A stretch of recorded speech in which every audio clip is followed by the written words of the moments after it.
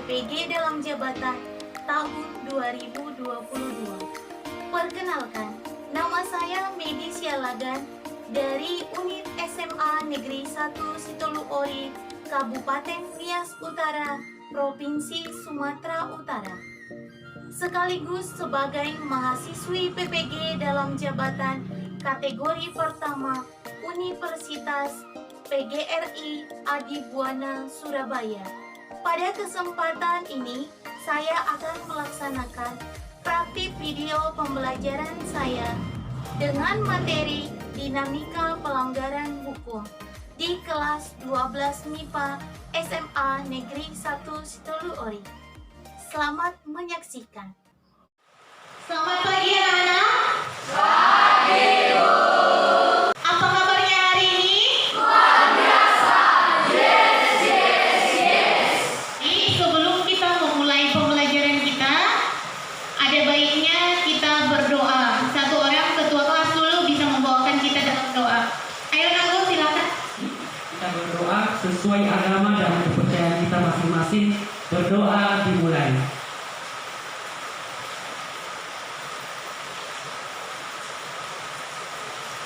Berdoa selesai. Ada yang tidak hadir hari ini? Hadir semua, Bu. Terima kasih sudah hadir semua hari ini untuk mengikuti pembelajaran kita. Jadi Ibu juga mau memperhatikan, oh iya, ruangan kelasnya sudah bersih semua kan, Nak? Sudah, Bu. Sudah, iya baik, terima kasih. Ibu harap juga baju-bajunya rapi semua ya, di dalam ya? Ya, Bu. Iya, rapi, terima kasih. Baik, sekarang untuk mewujudkan sikap nasionalisme kita, ya, semua Ibu undang dulu berdiri. Kita menyanyikan salah satu lagu wajib nasional dulu.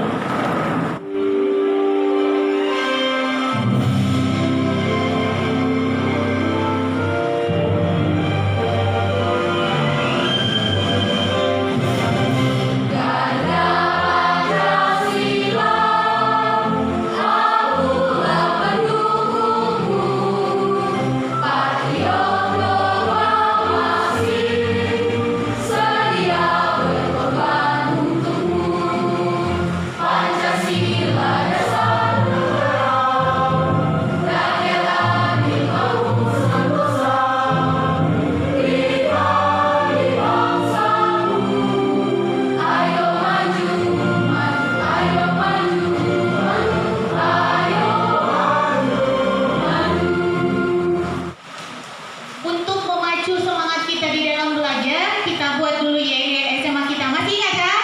Masih, Bu. SMA Negeri 1 Situluori. Maju bersama, hebat semua. Iya, ayo kasih aplaus dulu untuk sekolah kita. Oke, terima kasih. Silakan dulu. Pada hari ini materi pelajaran kita adalah dinamika pelanggaran hukum. Tapi Ibu perlu tanyakan dulu, ya. Kira-kira masih ingat materi kita minggu lalu? Masih, Bu. Tentang apa? Peran lembaga penegak hukum dalam menjamin keadilan. Iya, peranan lembaga penegak hukum dalam menjamin keadilan. Iya. Jadi kalau minggu lalu kita sudah mempelajari peranan lembaga penegak hukum, ya. Hari ini kita akan mempelajari bagaimana kasus-kasus pelanggaran hukum. Ya. Kalau kemarin peranan lembaga kepolisian, peranan daripada hakim, jaksa, semua penegak-penegak hukum. Kalau sekarang kita coba membahas kasus-kasus pelanggaran hukum. Jadi sebelum kita mulai pembelajaran, Ibu akan memberikan sebuah motivasi yang mana isinya dikatakan belajar tanpa keinginan, merusak pikiran, dan tidak menyisakan apapun yang diperlukan. Artinya di sana belajar itu harus didasari dengan keinginan, harus ada motivasi, ya. Jadi anak-anak Ibu di sini semuanya sudah termotivasi untuk belajar kan? Sudah. Ya, iya, puji Tuhan ya. Kamu sudah punya niat untuk belajar. Itu motivasi. Harus ada keinginan terlebih dahulu. Keinginan untuk mendapatkan ilmu. Di tujuan pembelajaran yang pertama di situ kamu mampu menunjukkan perilaku orang beriman. Yang kedua, kamu mampu berperilaku jujur. Ya, setelah mengamati ya dalam menyelesaikan masalah. Yang berikutnya, kamu mampu merumuskan solusi. Kalau udah ada masalah, berarti di situ dituntut ada penyelesaian. Kira-kira bagaimana caranya? Yang berikutnya nanti kamu mampu menyajikan, ya. Kamu mampu menyajikan melalui presentasi. Ya. Kira-kira bisa dipahami sampai di sini? Bisa. Bisa. Ya, kita masuk ke dalam materi pelanggaran hukum. Ya. Sebelumnya Ibu pengen tahu dulu, ada yang tahu arti pelanggaran hukum? Oke, silakan Septi. Perbuatan yang bertentangan dengan hukum atau kebijakan yang berlaku di suatu negara. Saja Bu, terima kasih. Kasih aplaus dulu untuk jawaban Septi. Jadi maksud temannya di situ pelanggaran hukum, ya, segala tindakan di luar daripada ketentuan hukum yang berlaku. Artinya apa? Sudah ada aturan yang sebenarnya. Kalau aturan yang itu dilanggar, berarti itu sudah pelanggaran hukum. Sama seperti kalau kamu di sekolah punya aturan, ya. Di sekolah itu punya aturan. Jadi kalau misalkan contohnya aturan itu dilanggar, ya, itu bagian daripada pelanggaran hukum. Penyebabnya yang pertama apa? Rendahnya kepatuhan terhadap hukum. Iya, ya, rendahnya kepatuhan karena masih banyak orang belum menyadari manfaat hukum itu apa. Makanya ada orang malah mengartikan hukum itu dibuat katanya untuk dilanggar atau aturan itu dibuat untuk dilanggar. Tapi tidak demikian bagi anak-anak kami kan?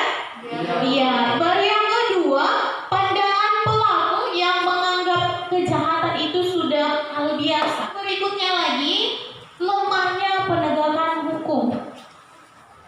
Contoh-contoh pelanggaran hukum, baik di lingkungan keluarga, di sekolah, di mana lagi? Iya, di lingkungan masyarakat dan di lingkungan bangsa dan negara. Sudah bisa diperhatikan kan?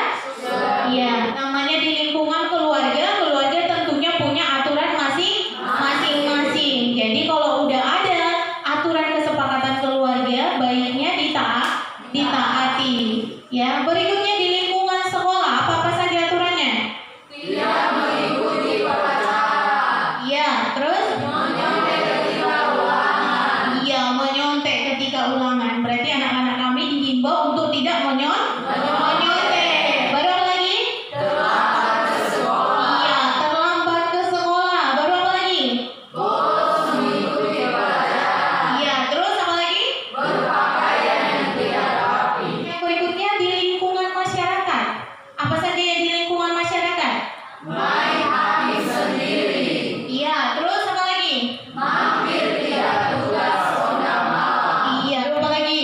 Melakukan tindakan diskriminasi. Ya, baik itu di lingkungan bangsa dan negara. Yang pertama apa?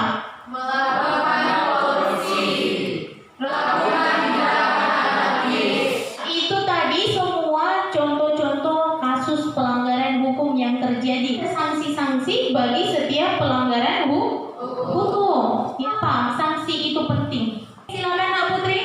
Menurut saya, dengan adanya sanksi hukum diharapkan itu mampu meningkatkan kedisiplinan masyarakat serta juga memberikan rasa jerah kepada masyarakat untuk melakukan pelanggaran tersebut, sehingga setiap masyarakat yang melakukan pelanggaran juga bisa mengambil pelajaran daripada pelanggaran-pelanggaran yang mereka lakukan. Terima kasih. Jadi maksud si Putri di situ dikatakannya bahwasanya sanksi itu perlu supaya apa? Supaya membatasi terjadinya tingkat pelanggaran daripada hukum itu sendiri. Artinya kalau udah ada sanksi, orang akan berpikir dua kali untuk melakukan tindakan pelanggaran hukum. Oke, terima kasih buat pendapat Putri. Kasih dulu aplaus sama Putri. Kita menayangkan video terkait kasus-kasus pelanggaran hukum. Namun sebelumnya, Ibu akan membagi dulu kelompoknya, ya. Yang Ibu sebutkan namanya nanti boleh berpindah sesuai dengan kelompoknya masing-masing, ya.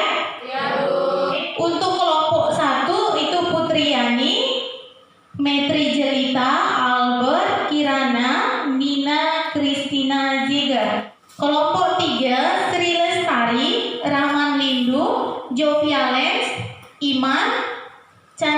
sekarang berpindah ke tempatnya masing-masing.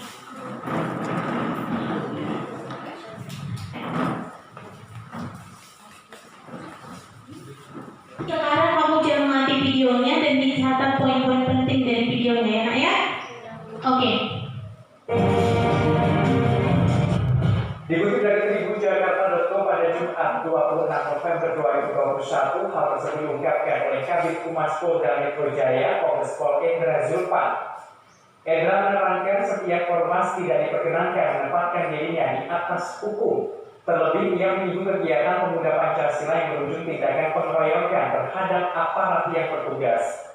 Kejaksaan Negeri Lombok Utara menetapkan 2 tersangka kasus dugaan korupsi proyek Dinas Pekerjaan Umum dan Perumahan Rakyat Kabupaten Lombok Utara pada Selasa 21 Desember 2021. Jadi udah dilihat semua kasusnya tadi? Sudah. Kasus yang pertama itu tentang apa? Anarkis. Iya, tindakan anarkis. Yang kedua tentang apa? Pelecehan seksual. Pelecehan seksual. Yang ketiga? Pembunuhan. Yang keempat kasus apa? Pencurian. Ya, artinya anak didik kami mengamati semua tayangan kasus yang tadi ya. Oke, jadi sekarang Ibu akan membagikan LKPD, lembar kerja peserta didik. Nanti supaya kamu bisa mengerjakan kelompoknya. Jadi Ibu akan membagikannya dulu untuk tiap kelompok.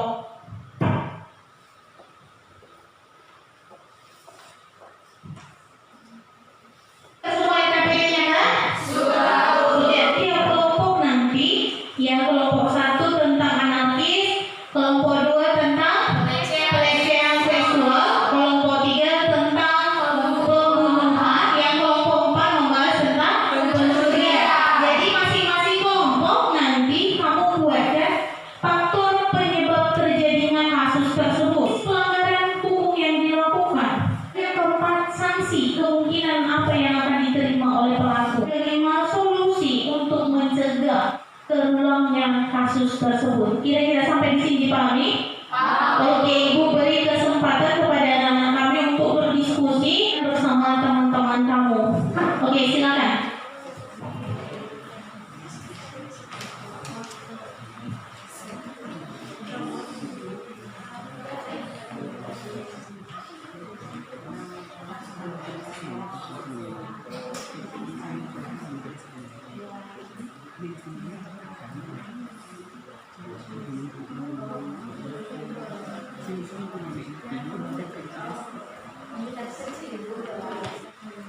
Gimana? Kelompok 1 ada kendala? Tidak ada. Ya, jadi bisa dilakukan berdasarkan literasi digital. Jadi kamu cari di handphone ya, handphone kakak. Iya. Berarti kelompok 1 aman? Aman, Bu. Iya, oke bagus. Kelompok 2 aman? Bu, saya mau nanya Iya, sebentar. apa Lenta? Tentang faktor penyebab dari kasus tersebut bisa diambil dari Google. Iya, benar nak. Jadi di situ dibutuhkan kamu literasi dan digital. Jadi bebas kamu. Ya, kajiannya bisa bebas, bisa kamu buka dari handphone, kamu searching kira-kira apa faktor penyebabnya. Bisa dipahami kan? Bisa, Bu. Semua? Sudah. Kelompok 1? Sudah. Kelompok 2? Sudah. Kelompok 3? Sudah. Kelompok 4? Oh, sudah. Mana yang duluan tampil? Ibu tidak mau tunjuk. Yang lebih siap dulu. Kelompok berapa? Kelompok 1. Oke, silakan kelompok 1. Tentunya Ibu ingatkan kepada kelompok 1 itu ada penilaiannya. Maksudnya kalau misalnya gestur tubuh kamu di saat berbicara, bagaimana kamu menguasai materi. Jadi tolong diperhatikan penilaiannya karena setiap gerak-gerik kamu itu nanti ada nilainya. Oke, silakan. Puji dan syukur kita panjatkan kepada Tuhan yang Maha Kuasa, di mana Ia telah mengizinkan kita, Ia telah memberikan kita kesehatan yang baik untuk kita berkumpul di ruangan kelas kita tercinta ini. Yang saya hormati Ibu Pembimbing PKN, Ibu Medi Sialagan, yang saya sayangi dan saya cintai teman-teman semuanya. Kami dari kelompok 1 berdiri di depan ini akan menyampaikan hasil diskusi kami. Adapun kasus yang kami pilih dalam tugas kami ini yaitu aksi anarkisme dalam unjuk rasa. Saya memberi kesempatan kepada pemateri pertama untuk menyampaikan hasil diskusi kami. Baik, sekarang kita masuk pada materinya. Bagaimana jika kita mendengar kata anarkisme? Tentunya yang terbesit di dalam bayangan kita pada umumnya adalah sebuah siluet gerakan yang penuh dengan kekerasan, antagonis, dan juga pertumpahan darah. Lantas, benarkah demikian arti anarkisme? Jadi, menurut Kamus Besar Bahasa Indonesia, anarkisme itu adalah ajaran atau paham yang menentang setiap kekuatan negara atau teori politik yang tidak menyukai adanya pemerintahan dan undang-undang. Secara sederhananya dapat kita artikan bahwasannya anarkisme ini merupakan filsafat politik yang menginginkan masyarakat yang tidak bernegara. Anarkisme tersebut dapat berupa membawa air keras, memblokade jalan sehingga menyebabkan kemacetan, merusak fasilitas umum, dan lain sebagainya. Sehingga hal itu mengganggu masyarakat umum dan telah melanggar undang-undang tentang tata cara berunjuk rasa yang benar. Adapun beberapa faktor penyebab terjadinya anarkisme yaitu yang pertama, sikap para demonstran yang menganggap pendapat mereka paling benar dan harus dituruti. Yang kedua, suasana panas, sesat dan penat akan membuat para demonstran cenderung mudah terpancing emosi. Yang ketiga, tidak ada perwakilan yang bersedia menanggapi dan berbicara dengan para demonstran. Yang keempat, kerusuhan dalam demo memang sudah direncanakan sejak awal. Dan yang kelima adalah adanya provokasi, baik dari dalam pihak maupun dari luar. Kemerdekaan menyampaikan pendapat di muka umum merupakan hak konstitusional yang dilindungi dalam pasal 28 Undang-Undang Dasar Negara Republik Indonesia tahun 1945. Salah satu pasal yang dapat menjerat pelaku perusakan fasilitas umum adalah pasal 170 ayat 1 KUHP yang berbunyi, barang siapa dengan terang-terangan dan dengan tenaga bersama menggunakan kekerasan terhadap orang atau barang diancam dengan pidana selama 5 tahun 6 bulan. Dalam hal penindakan hukum tidak dapat dilakukan seketika, tetapi perlu dilakukan upaya mengumpulkan bukti-bukti dan kegiatan dalam rangka mendukung upaya penindakan di kemudian hari dan melakukan tindakan rehabilitasi dan konsolidasi situasi. Bagi pelaku pelanggaran hukum ini akan dikenai pasal pengganggu ketertiban umum yang akan dijatuhi hukuman sekurang-kurangnya 5 tahun 6 bulan. Akan tetapi, dalam hal penindakan hukum tidak dapat dilakukan seketika, tetapi perlu dilakukan pertimbangan kemungkinan akan terjadinya kerusuhan yang lebih luas atau dapat memicu kerusuhan massal. Maka, tindakan penegakan hukum tetap dapat dilaksanakan setelah situasi kondisi memungkinkan dilakukannya penindakan. Untuk mencegah pelanggaran hukum, yaitu tindakan anarkis, maka perlu dilakukan beberapa hal, yakni 1. Melakukan sosialisasi kepada masyarakat mengenai pentingnya dalam melakukan unjuk rasa yang benar, sehingga tercipta lingkungan yang kondusif setiap saat. Kedua, masyarakat Indonesia perlu membenahi cara berpikir dan sistem pemerintahannya, agar Indonesia dapat dipandang sebagai negara yang kondusif dan tertib hukum. Ketiga, memasyarakatkan hukum, memberikan pemahaman kepada masyarakat hukuman apa yang akan diterima bagi pelaku tindakan anarkis, terutama bagi yang memprovokasi terjadi demonstrasi yang berbau anarkis. Demikianlah penyampaian hasil diskusi kami. Jika ada pertanyaan, sanggahan ataupun tambahan dari teman-teman semuanya, dipersilakan. Perkenalkan, nama saya Silestari juga. Saya akan memberikan satu pertanyaan, yaitu apa yang menyebabkan aksi anarkisme dalam unjuk rasa? Terima kasih. Pertanyaan kami dari kelompok 4 yaitu apa yang dimaksud dengan anarkisme? Sekian, terima kasih. Masih pertanyaan dari teman kami Tulus Hati sehingga dari kelompok 4 kami akan menjawab pertanyaan dari teman-teman dimulai dari kelompok 3 yang akan dijawab teman kami Nina Kristina Zega. Beberapa faktor penyebab terjadinya anarkisme itu yaitu 1. Sikap para demonstran yang menganggap pendapat mereka paling benar dan harus dituruti. 2. Suasana panas, sesak, dan penat akan membuat para demonstran cenderung mudah terpancing emosi. 3. Tidak ada perwakilan yang bersedia menanggapi dan berbicara dengan para demonstran. 4. Kerusuhan dalam demo memang sudah direncanakan. Dan kelima yaitu adanya provokasi. Demikian. Saya akan mencoba menjawab pertanyaan dari teman kami Tulus Hati Berkasika dari kelompok 4, yaitu apa yang dimaksud dengan anarkisme. Menurut Kamus Besar Bahasa Indonesia, anarkisme itu merupakan suatu ajaran atau paham yang menentang setiap kekuatan negara atau teori politik yang tidak menyukai adanya pemerintahan dan undang-undang. Terima kasih. Sebelum kami menutup presentasi kami, ada pun yang ingin kami sampaikan bahwasanya kita sebagai generasi muda kita harus inovatif, kreatif, adaptif, terampil dan berprestasi. Terima kasih buat kelompok 1. Berikan dulu aplaus kepada kelompok 1. Oke, bangkit dari dirinya masing-masing. Persilakan. Perkenalkan, nama saya Talenta Kristiani Zega sebagai moderator. Saya Septi Putri Kristiani Zega sebagai presentator pertama.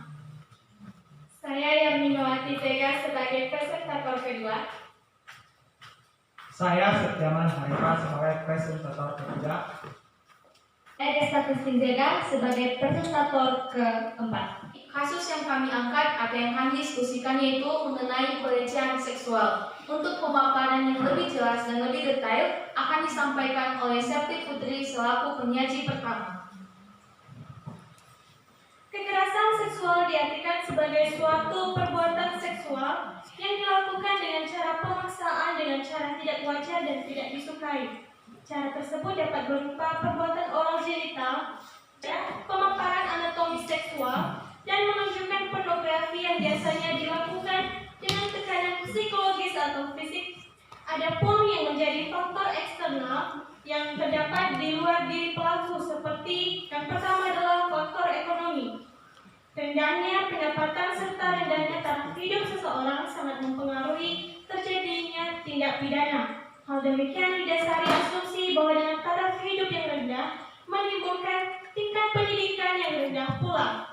Faktor lingkungan dapat mempengaruhi kekerasan seksual terhadap anak dalam lingkungan keluarga. Ini didasari bahwa lingkungan yang tertutup menimbulkan suatu keuntungan bagi pelaku tindak pidana dalam menjalankan aksinya tanpa diketahui oleh siapapun. Faktor selanjutnya adalah faktor moral yang merupakan faktor suatu instrumen penting yang di dalamnya mengajarkan tentang kebaikan-kebaikan yang merupakan suatu hal yang sangat sentral dan menentukan tingkah laku. Faktor yang terakhir yaitu faktor media sosial. Dengan berkembangnya era globalisasi sekarang ini, akses terhadap konten-konten yang bersifat pornografi melalui jaringan internet semakin mudah. Hal ini dapat berakibat buruk dikarenakan rangsangan dan pengaruh konten porno tersebut dapat menimbulkan kecanduan bagi yang melihatnya. Jenis pelanggaran hukum yang dilakukan terdiri atas mengucapkan candaan, sebutan, atau kata-kata yang merujuk ke hal seksual yang lewat dengan sebutan tidak pantas. Selanjutnya menanyakan hal yang tidak pantas tentang kehidupan dan anggota tubuh pribadi. Selanjutnya mengirim video atau gambar seksual. Sekarang kita masuk pada ketentuan perundang-undangan yang dilanggar, yaitu pelecehan seksual merupakan kejahatan terhadap kesusilaan sebagaimana diatur dalam Pasal 294 ayat 2 KUHP Indonesia. Selain itu, Pasal 86 ayat 1 Undang-Undang Ketenagakerjaan, Undang-Undang Nomor 13 Tahun 2003 mengatur bahwa pekerja berhak atas perlindungan moral. Sebagai konstitusi, Undang-Undang Dasar tahun 1945 mengatur masalah ini secara tersirat dalam pasal 28G dan pasal 28I. Dalam pasal 28G berbunyi setiap orang berhak atas perlindungan diri, kehormatan dan martabat, serta rasa aman dan perlindungan dari ancaman ketakutan untuk berbuat atau tidak berbuat sesuatu. Sementara dalam pasal 28I menyebut setiap orang memiliki hak untuk tidak disiksa dan mendapat perlakuan diskriminatif. Dan yang selanjutnya, Undang-Undang Nomor 39 Tahun 1999 tentang Hak Asasi Manusia juga mengatur perihal hak warga negara untuk bebas dari kekerasan seksual. Saya akan melanjutkan. Adapun sanksi yang kemungkinan akan diterima pelaku pelanggar hukum tentang pelecehan seksual adalah sebagai berikut. Pertama, Pasal 281 di mana mempunyai ketentuan mengenai hukum pidana bagi pelaku pelecehan seksual tersebut di mana akan diancam pidana penjara maksimal 2 tahun, 8 bulan dan denda paling banyak 450 juta rupiah. Kedua, Pasal 285 menyatakan bahwa siapapun yang telah melakukan kekerasan atau ancaman kekerasan di mana memaksa wanita agar melakukan tindakan bersetubuh dengannya di luar pernikahan diancam karena sudah melakukan pemerkosaan sekaligus dipidana paling lama 12 tahun. Ketiga, Pasal 286 mengatakan bahwa siapapun yang melakukan setubuh pada wanita di mana di luar pernikahan dan sedang dalam keadaan pingsan sekaligus lemah, maka tindak pidananya maksimal 9 tahun. Keempat, Pasal 289 mengulas juga hukum pidana bagi pelaku pelecehan seksual mengenai seseorang yang memaksa orang lain melakukan atau membiarkan perbuatan cabul, ternyata juga diatur di dalamnya selama kurang lebih 5 tahun. Baik, akan saya lanjutkan. Kita masuk dalam solusi untuk mencegah terulangnya kasus pelecehan seksual, yaitu pertama, jangan percaya penuh. Sebagai makhluk sosial, manusia saling membutuhkan satu sama lain. Akan tetapi, bukan berarti kamu bisa menaruh rasa percaya sepenuhnya, apalagi terhadap orang yang baru ditemui. Jadi, untuk menghindari pelecehan seksual, akan lebih baik bila kamu sedikit menjaga jarak dengan mereka yang bukan anggota keluarga ataupun kerabat yang benar-benar dekat. Kedua, yaitu hindari obrolan berbau porno. Obrolan berbau pornografi dapat membuat orang lain berpikir bahwa kamu terbiasa dengan hal-hal yang berbau seksual. Oleh sebab itu, hindari obrolan yang terlalu menjurus ke arah pornografi. Kemudian ketiga, yaitu kuasai beberapa metode melumpuhkan lawan. Walaupun sering diidentikan dengan kelompok lemah, yaitu para kaum wanita, namun kita sebagai wanita harus bisa memberikan perlawanan kepada pelaku tindak kejahatan seksual. Keempat, yaitu berani bersikap tegas dan berani memberikan teguran. Kamu tidak dilarang untuk bersikap ramah kepada orang lain, namun kamu tetap harus menjaga image diri agar tidak dicap sebagai orang yang selalu berpikiran dan bersikap terbuka terhadap hal apapun. Apalagi bila berurusan dengan orang yang baru dikenal. Apabila dipaksa atau mengalami perilaku tidak senonoh di luar dugaan, segera ambil tindakan. Ceritakan kejadian yang kamu alami pada anggota keluarga dan kerabat dekat terpercaya yang sudah dikenal lama. Di samping itu, laporkan pula tindakan pelecehan seksual tersebut kepada pihak berwajib agar pelaku segera ditindak. Baik, solusi selanjutnya yaitu bersikap percaya diri. Menurut salah satu komisioner Komnas Perempuan, Siti Aminah Tardi, wanita yang terlihat tidak percaya diri dan tampak lemah lebih berisiko mengalami kekerasan seksual ketimbang mereka yang percaya diri. Pasalnya, mereka yang tidak percaya diri biasanya lebih takut melawan dan berbicara ketika menjadi korban kekerasan. Oleh karena itu, jadilah lebih percaya diri. Mungkin ini terlihat sepele, namun dengan kamu percaya diri, sama saja kamu sudah melindungi diri kamu dari tindakan kejahatan. Demikian dari pemaparan tentang kasus yang telah kami angkat, yaitu mengenai kasus pelecehan seksual. Jika memang bagi kelompok yang mau bertanya, silakan unjuk tangan. Oke, pada kelompok 3. Baik, terima kasih kesempatan yang telah diberikan kepada kelompok kami untuk bertanya. Perkenalkan, nama saya Chandra Jega. Di sini saya memiliki pertanyaan, yaitu apakah perbedaan kekerasan seksual dengan pelecehan seksual? Sekian. Baik, terima kasih pertanyaan yang telah diberikan oleh kelompok 3. Sekarang diberikan kepada kelompok lain jika mau ada yang ditanyakan. Saya. Baik, terima kasih kesempatan yang diberikan kepada kami untuk bertanya. Sebelum itu, perkenalkan, nama saya Arvid Stephen Zega dari kelompok 4. Yang menjadi pertanyaan kami yaitu jelaskan upaya apa saja yang dapat dilakukan untuk menghindari pelecehan seksual. Itu saja, terima kasih. Baik, terima kasih untuk pertanyaan yang telah disampaikan. Pertanyaan yang telah kalian sampaikan akan dijawab oleh presentator ketiga bernama Septiaman Harepa. Saya akan menjawab pertanyaan dari teman kami Chandra Jega dari kelompok 3 tentang perbedaan kekerasan seksual dan pelecehan seksual. Perbedaan kekerasan seksual dan pelecehan seksual adalah pertama, kekerasan seksual adalah segala perilaku yang dilakukan dengan menyasar seksualitas ataupun organ seksual seseorang tanpa persetujuan orang yang bersangkutan dengan unsur paksaan ataupun ancaman. Misalnya, perdagangan perempuan dengan tujuan seksual. Sedangkan pelecehan seksual adalah tindakan bernuansa seksual baik melalui kontak fisik maupun kontak non-fisik. Tindakan ini dapat membuat seseorang merasa tidak nyaman, tersinggung, merasa direndahkan, hingga akhirnya mengakibatkan gangguan kesehatan fisik maupun mental. Menjawab pertanyaan dari teman kami Arvid Stephen dari kelompok 4, upaya-upaya yang dapat dilakukan untuk menghindari pelecehan seksual diantaranya adalah sebagai berikut. Bersikap tegas kepada orang-orang yang ingin melakukan tindakan-tindakan yang tidak senonoh atau di luar dugaan. Menguasai beberapa teknik bela diri yang dapat digunakan ketika menghadapi tindak kekerasan. Jangan percaya penuh terhadap orang lain selain keluarga atau kerabat dekat. Bersikap lebih percaya diri dan tak terlihat lemah, karena pada dasarnya wanita yang tidak percaya diri dan terlihat lemah lebih beresiko mengalami kekerasan seksual ketimbang mereka yang percaya diri. Sekian dan terima kasih. Sekian dari jawaban yang telah kami sampaikan. Apakah dari yang ngasih pertanyaan diterima atau ada yang mau disanggah? Dipersilakan. Kelompok 3.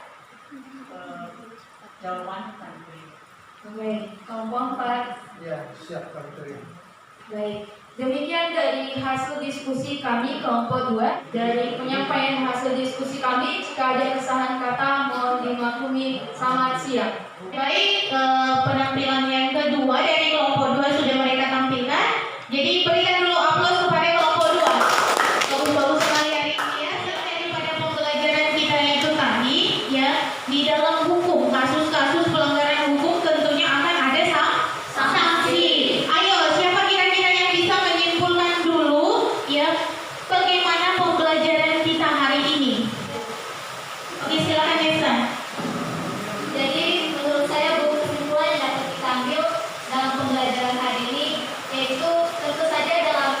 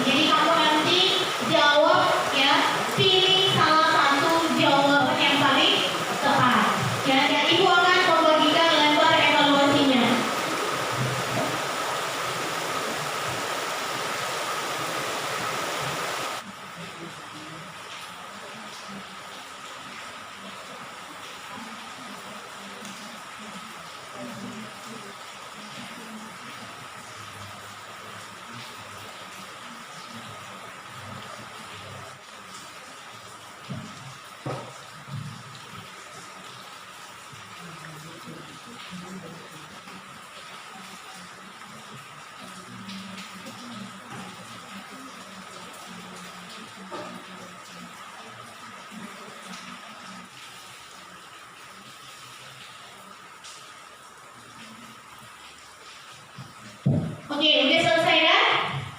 Sudah? Sudah.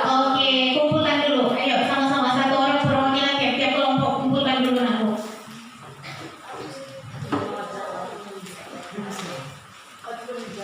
Ya, kelompok 1, kelompok 2, kelompok 3, kelompok 4. Satu.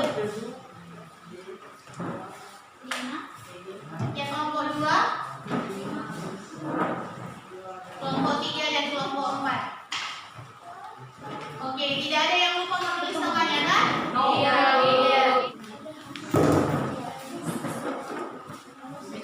Oke, terima kasih. Ya, jadi kita coba untuk refleksikan. Ya, kira-kira bagaimana pembelajaran hari ini? Menyenangkan apa tidak? Ya, jadi itu ya apa yang kamu terima dalam pembelajaranmu hari ini. Ya, kiranya itu dapat kamu manfaatkan dalam kehidupan kamu sehari-hari. Untuk minggu depan, ya materi selanjutnya. Jadi kamu catatkan poin-poin penting dari pembelajaran kita ini nanti di buku catatanmu. Bisa kan? Bisa. Iya. Jadi sekarang kita tutup pembelajaran kita. Terima kasih buat partisipasinya hari ini. Kita tutup pembelajaran kita dengan doa. Mari ketua kelas untuk membawakan kita di dalam doa. Baik teman-teman semua, sebelum kita mengakhiri pembelajaran kita hari ini, mari kita berdoa sesuai agama dan kepercayaan kita masing-masing. Berdoa dimulai.